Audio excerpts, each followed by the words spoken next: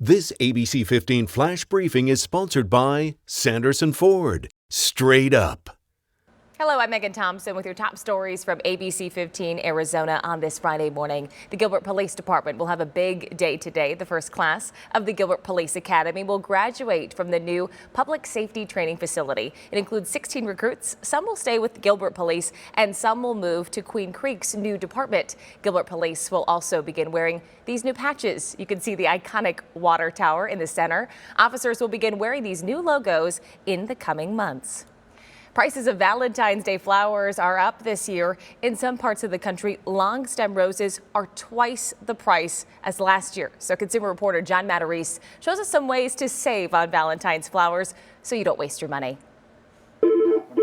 I would appreciate that. We just Adrian Gilbert Florist. The phones have been ringing non-stop at florists all week. What is a good phone number for you? But many romantics this year are getting a case of sticker shock when they find out the price of roses. Prices are a little higher. People are having trouble getting employees, getting people to work like every other business.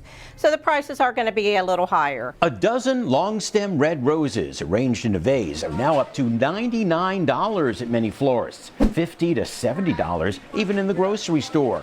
Floral manager Jackie Cheshire, though, says stores are working hard this Valentine's Day to offer more affordable arrangements, often using other flowers besides roses. Beautiful delphinium, and look at this. We have the blue hydrangeas along with orchids. So we'll have a very nice assortment of flowers.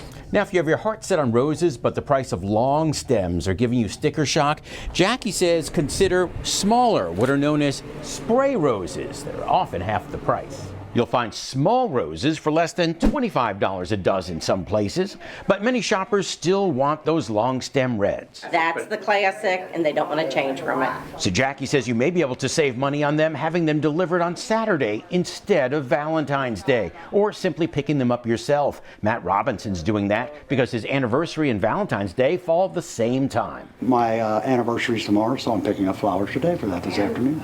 So consider mixed flowers and maybe deliver them yourself, and that way you don't waste your money. I'm John Matarese. How much coffee do you consume? While caffeine can help get your body moving in the morning, too much can also cause side effects. So one nutritionist is giving some tips on waking up without multiple cups of joe. It starts with being well rested, of course, but then drink water when you wake up to get hydrated. Exercise can help get you moving. Go outside, turn on some upbeat music, or try aromatherapy. Can use a body wash that's maybe citrus scented. I am aware of a body wash that actually is coffee scented. If that's your pick or your idea, that might help you, right?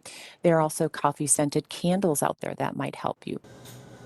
And lastly, grab a bite to eat. Breakfast and snacks should have both fiber and protein. It has been months since we first saw this video showing the moments a Chandler strip mall exploded because of a natural gas leak. There was damage to several buildings in the area because of it, including the Chandler Library. Now, after 5 months and lots of repairs, it's finally reopening on Monday after holding pickups and book drops since September. Uplifting Arizona now, a school crossing guard in Tempe going above and beyond for students. Now those students are giving back during Crossing Guard Appreciation Week. I couldn't believe they did this. I mean, I'm just a crossing guard. I'm not a teacher or anything. I'm just somebody that you see twice a day. It's not a big deal, but it really makes me feel appreciated and like maybe I'm doing something. 78-year-old Betty O'Neill is definitely more than just a crossing guard. She's a staple within the community. Betty has worked 4 years with Rover Elementary. She greeted every person who passes and knows each student by name. Through her own kindness, she has impacted countless lives. Students wanted to pay that forward by surprising her with handmade cards.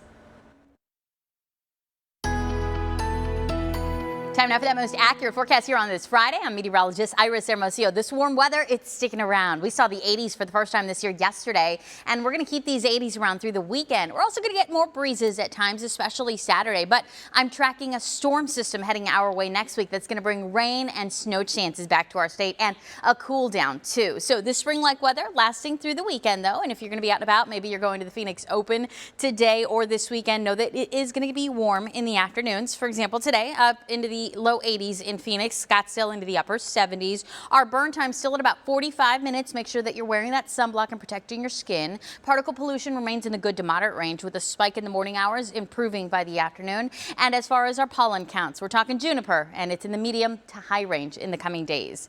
Our high of 81 puts us 11 degrees above the average for this time of year and only 4 degrees away from the record. The record is a little lower today. I don't think we'll see a record, but it's going to be, again, a little closer. Too close for comfort, in my opinion. Temperatures around the valley in the upper 70s to low 80s. 30-year average is 70 degrees. Again, we're going to reach 81 in Phoenix, 81 in Tempe with a high of 79 in Deer Valley and in Scottsdale, 80 in Laveen and 81 in Peoria. If you are heading out to the Phoenix Open today, that temperature in the low 50s by the start here at 7:30 and then by 3 o'clock just ahead of the Bird's Nest opening, temperatures in the upper 70s with clear skies throughout the day. Sunny and dry across the state with a high of 58 today in Flagstaff. That should say 74 in Payson, not 740. 68 today in Prescott and temperatures in the low 80s out at Lake Havasu.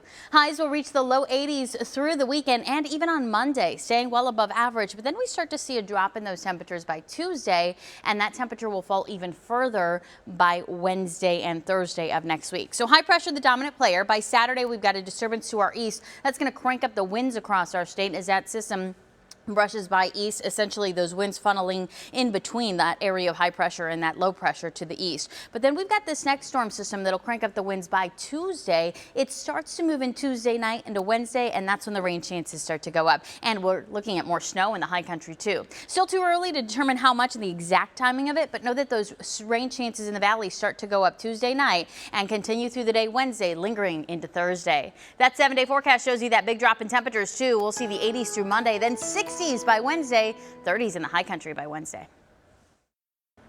For the latest news, weather, and traffic, you can head to ABC15.com all day or download that free ABC15 mobile app. This ABC 15 Flash Briefing is sponsored by Sanderson Ford. Straight up.